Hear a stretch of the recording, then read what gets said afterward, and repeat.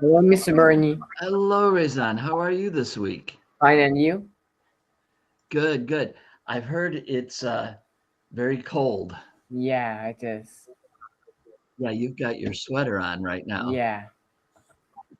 This morning when I got up, it was about 3 degrees below zero. Oh. But now it's much better. It's about maybe 8 degrees above zero. Whoa. So it's cold. So Yeah. how is school today? Actually, it's fine because of it's last week of school. We don't do so many things today, and we are not going to do Okay. so many things this week. Okay. My quizzes start to known, like the lowest one is their Turkish, and it's so low, I can say. Okay. On the other hand, it's well. Okay. Rezan, I saw the videos you made with the violin. Yeah. Okay. So, how long have you been playing violin? Actually, from the time that I started learning until today, it's been something like 6 months or 7 months, something like that. Okay. So you would say you're still a beginner. Actually, at course they say it, no, sorry. What's the name of it? 1 minute, please. What they're called of it? You can write it in Turkish. No, I know it's in English, but I'm going to see it on translate.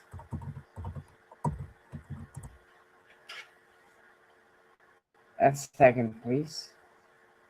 Okay.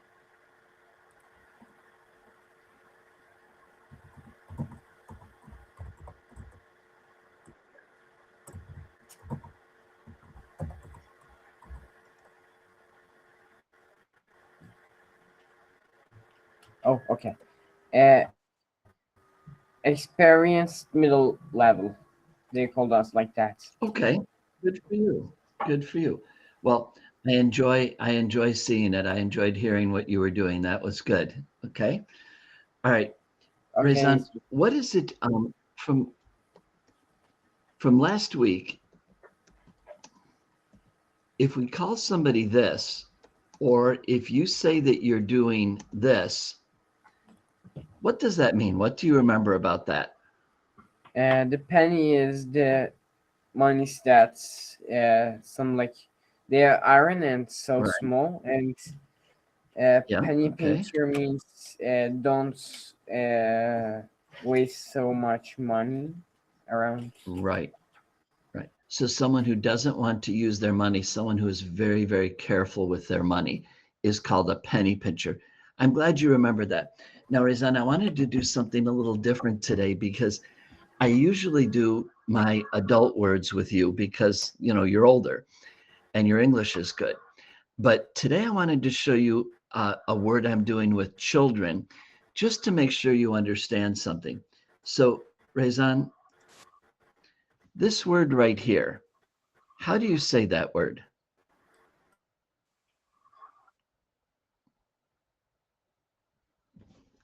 Are you there? The screen froze here. Rezan, can you hear me?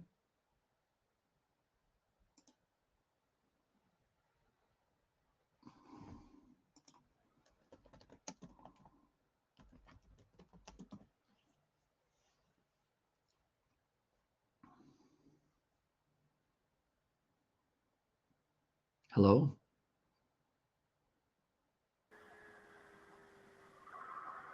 Okay. Can you hear me? Oh yeah. Okay. All right. Rezan, how do you pronounce this word? Tier. That's a good try. It's actually tear. Tear.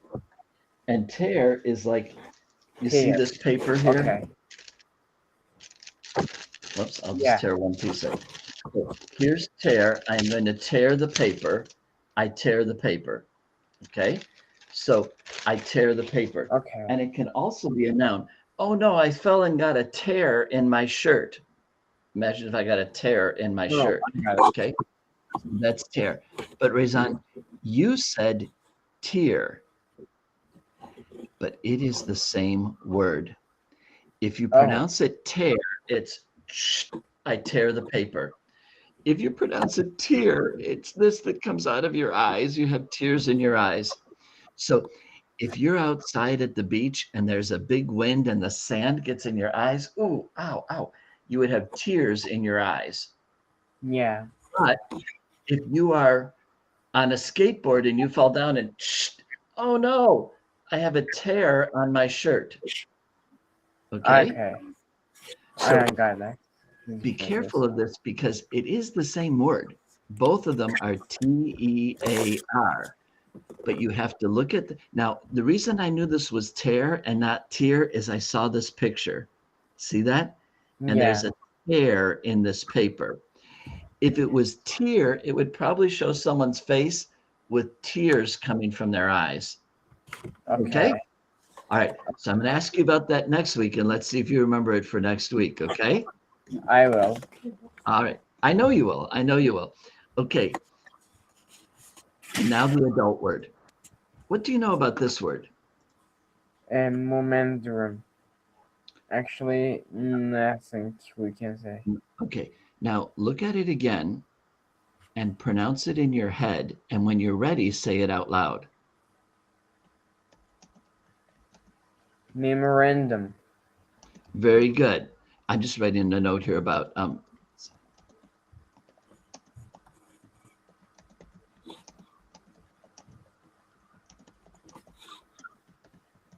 there's tear and tear. Okay. Now, memorandum, and you said you didn't know the word, but now let's take just a second and think about it. What does that make you think? A memory. Right. It looks like memory. It looks like memorize. It looks a little bit like remember. Yeah. Too. Okay. So this word has something to do with remembering. Oh. Okay. All right. So here's a quick example. This is a memorandum that I received about a meeting that I had to attend. And it was about finances. And so it has this list of numbers and things like this to remind me about the amount of money that we have. Okay. And this is a memorandum. So a memorandum, it can be like this on paper. It could be an email. It could be, nowadays, it could be a text message.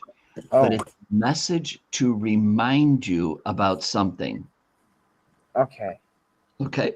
Now, let me give an example of a memorandum. At the end of January, let me see, I'll look in the calendar here again. Okay. On the 29th and on the 30th, I am driving to New York to see my mother. I had to change Berfine's class and Bauer's class because I will not be able to meet with them on the 29th or the 30th. I will meet you on the 26th. That's not a problem. Yeah. So probably the day before, I will send a memorandum and say, Berfine, remember I changed your class. Make sure that you come at the right time. Bauer, I changed your class. Be sure you come at the right time. So a memorandum is a message that helps you remember something. Some people call it a reminder. Have you ever heard that word, a reminder? Yeah, something that helps you remember. So let me write it in the chat.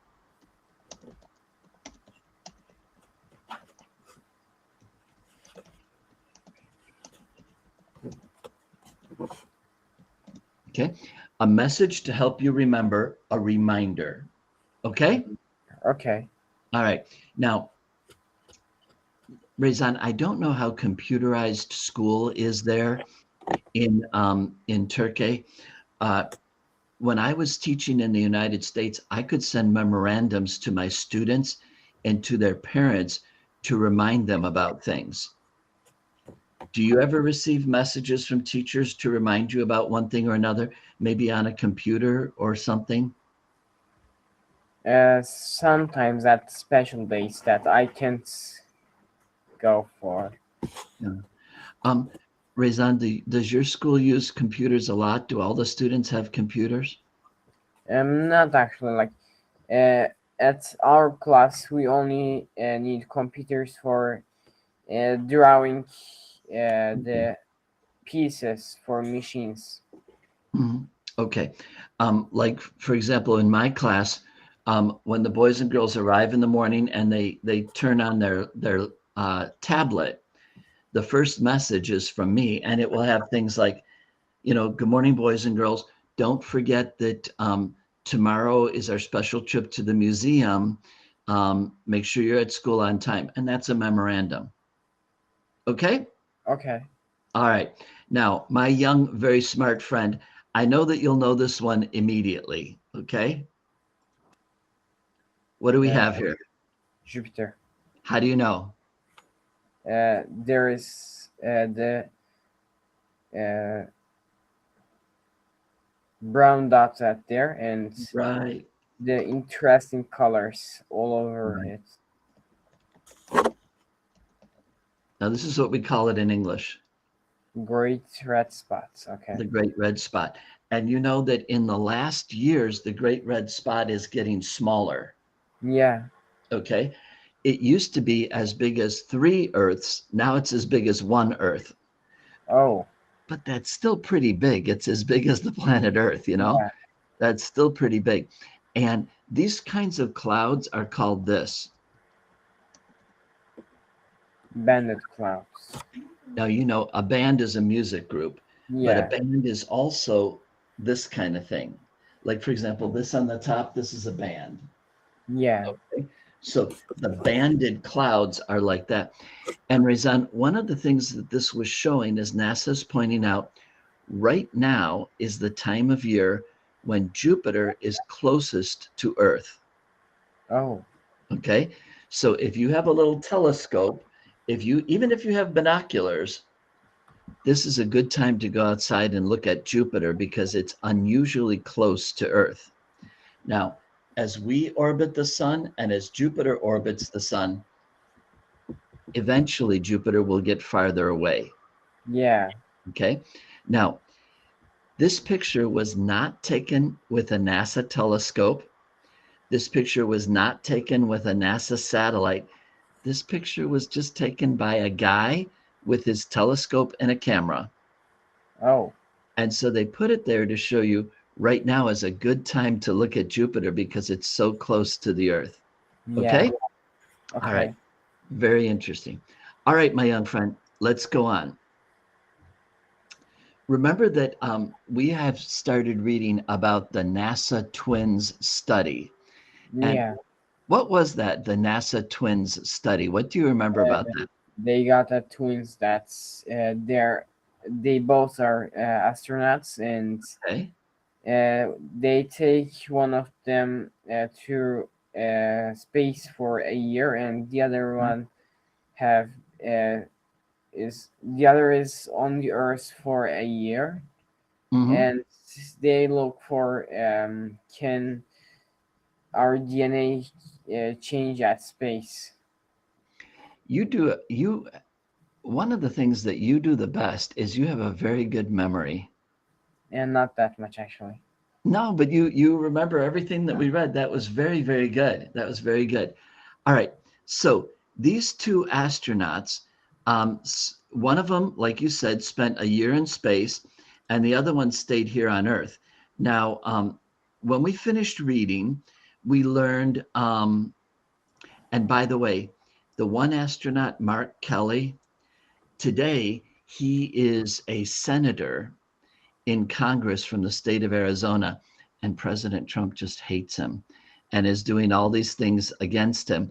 And to me, it's kind of funny because he's a hero for his work in the space program and things. He also was a pilot, you know, flying planes in the Navy. Yes.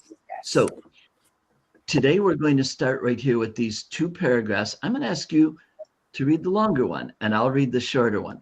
And by the way, this word right here is civilians. Civilians. Okay? Go ahead.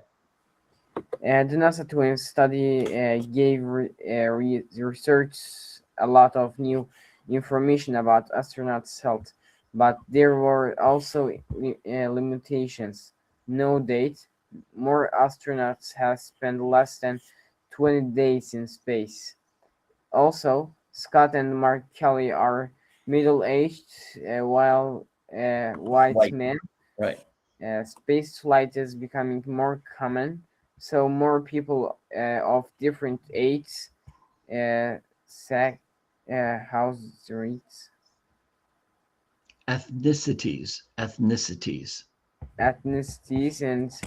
and starting health with travel to space. There will also be more civilians interest of highly trained astronauts. Some will be on a short duration trips, but some will be on a longer missions. Some may even stay. We want to know if telomere length changes occur in a more diverse population. And does telomere length change during a shorter trip into space? This information is important to ensure the future health and safety of humans in space. Now, Rezan, by this sentence, what they meant, okay? Mark and Scott Kelly were both middle-aged. That's what we call people who are in their 40s or 50s. Probably your father is middle-aged, right? Yeah. Okay. Now you are not. You are young in age, but your dad would be middle-aged. Also, the two sexes, let's face it, they were both men. Would the same change happen if it had been a twin, like mixed twins, like a girl twin and a boy twin? Would the same thing have happened? Do you understand what ethnicities mean? No. You and I are both white, but we're different ethnicities because you're Turkish.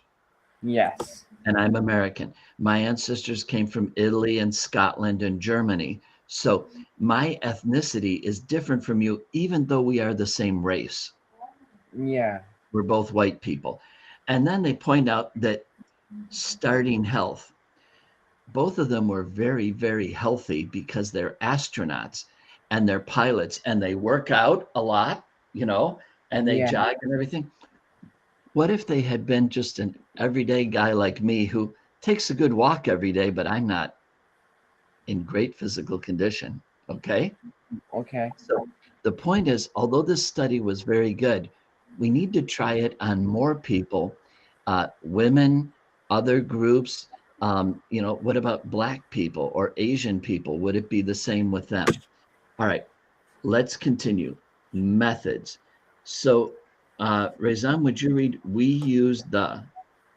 We use the 2021 SpaceX instrumentation for missions for our study.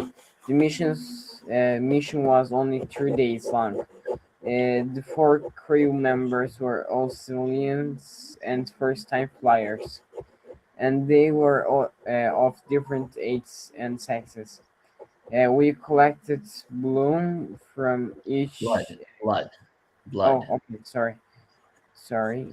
Blood from each crew member 92 days, 44 days, and 3 days before their trip. We also collected blood during each of days they were in space. Lastly, we collected blood again 1 day, 45 days, and 82 days after they returned to Earth. We extracted, that means to take out, we extracted DNA from all the blood samples. Then we measured the average telomere length. Now, this is interesting because they didn't use twins. They used these astronauts. There were 4 of them. They were different ages and different genders. So some were older, some were younger, some were men, some were women. And where did they get the DNA? From the blood. From the blood. And so they took the blood 92 days before the mission, so about 3 months, 44 days, that's a month and a half, and then 3 days before the trip. And then once they got back on Earth, the next day, 45 days later, and 82 days later. And we'll have to see if their DNA changed because of their 4-day trip. This will be an interesting thing to see. Okay, last week with Brian realizes that no matter what he does, what is going to happen? Yeah. What is going to happen, Rezan? If I'm not false, at last, Brian thinks to land on somewhere that's empty for like some like roads. Right. He lands there and try to find help at there or something. Right. If I'm not false. He realizes he's got to land the plane. And if he doesn't land it, it'll run out of gasoline and then it'll crash. And that would be really bad. Okay. Yeah. The problem is, as he gets lower and lower and lower, the only thing he sees is trees and trees and trees and trees. Yeah. And Rezan, the last thing we read is this. The problem with that was that he hadn't seen one clearing since they started flying over the forest. Some swamps, but they had trees scattered through them. No roads, no trails, no clearing. Kilometer after kilometer after kilometer of trees. He can't see anywhere that he could land the plane. Rezan, would you read just the lakes? Just lakes. And it came to him that he could have to use a lake for landing. If he went down in the trees, he was certain to die. The trees would tear the plane to pieces, and it went into them. You read that perfectly because you said tear, not tear. Very good. Because just like a paper tears, the trees would tear up that plane and he would definitely die. So Yeah. like you said, he's decided he's going to have to land in a lake. That's the best thing he can do. He would have to come down in a lake. No, on the edge of a lake. He would have to come down near the edge of a lake and try to slow the plane as much as possible just before he hit the water. Easy to say, he thought hard to do. Easy say, hard to do. Easy say, hard to do. It became a chant that beat with the engine. Easy say, hard to do. Impossible to do. He repeated the radio call 17 times at the 10-minute intervals, working on what he would do between transmissions. Once more, he reached over to the pilot and touched him on the face. But the skin was cold, hard cold, death cold, and Brian turned back to the dashboard. He did what he could, tightened his seatbelt, positioned himself, rehearsed mentally again and again what his procedures should be. So he keeps calling for help, gets nothing. Okay. And Rezan, you know, this is a saying in English. Easy to say, hard to do. That's a saying in English. Yeah. So you might say, oh, it's easy to learn English. And you might say, oh, it's easy to say, but hard to do. Okay. All right. Would you read when the plane?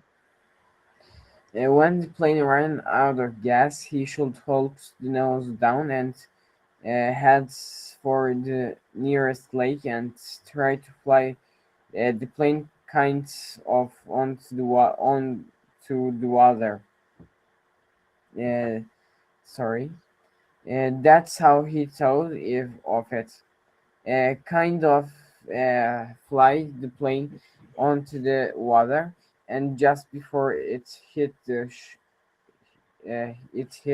he should pull back on the wheel and show the plane down to reduce the impact. Impact. Okay. Okay. So he's going to come down like this, and just before he lands, he'll pull the front up and try to land like this. Okay. Okay. Over and over, his mind ran through the picture of how it would go. The plane running out of gas, flying the plane onto the water, the crash from pictures he'd seen on television. He tried to visualize it. He tried to be ready. So he's trying to think in his head what this is going to look like. But between the 17th and 18th radio transmissions without a warning, the engine coached, rode violently for a second and died. There was sudden silence, cut only by the sound of windmilling propeller and the winds past the cockpit. Brian pushed the nose of the plane down and threw up. Okay, do you see what I wrote about threw up in the chat? Yeah. Okay, so he's so nervous that he suddenly throws up. Okay, I guess he was scared. I can understand why he's scared. Okay.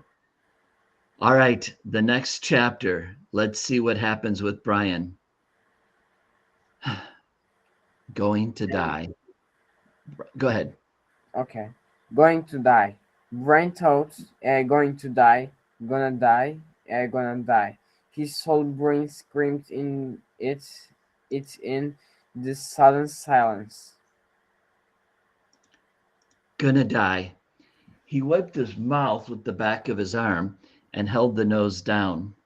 The plane went into a glide. That means the engine is not working, but it's just going like this. And very fast glide, that 8 altitude, and suddenly there weren't any lakes. All he'd seen since they started flying over the forest was lakes. And now they were gone. Gone. Out in front, far away at the horizon, he could see lots of them off to the right and left, more of them, glittering blue in the late afternoon sun. So he can see some lakes, but they're a little bit far away. Go ahead. But he needed one right in front. He desperately and needed a lake right in front of the plane, and all he saw windshields were trees, green that trees. If he had to turn, he didn't think he could keep the plane flying. His stomach tightened into a series of rolling knots, and his breath came in short bursts. There, not quite in front, but slightly to the right, he saw a lake, L-shaped, with rounded corners, and the plane was nearly aimed at the long part of the L, coming from the bottom and heading to the top. Just a tiny bit to the right. He pushed the right rudder pedal gently, and the nose moved over. So Rezan, he's finally saw a lake. It's in front of him a little bit to the right, so he needs to steer a little bit to the right. Maybe this is the lake where he can land the plane. But we have to wait until next week. Okay? Okay, Mr. Rain. So we're going to leave it like that. He's crashing, and we'll see what happens next week. Good night, Rezan. Have a good week, okay? Thank you. All right. My pleasure. Good night, my friend. Bye-bye.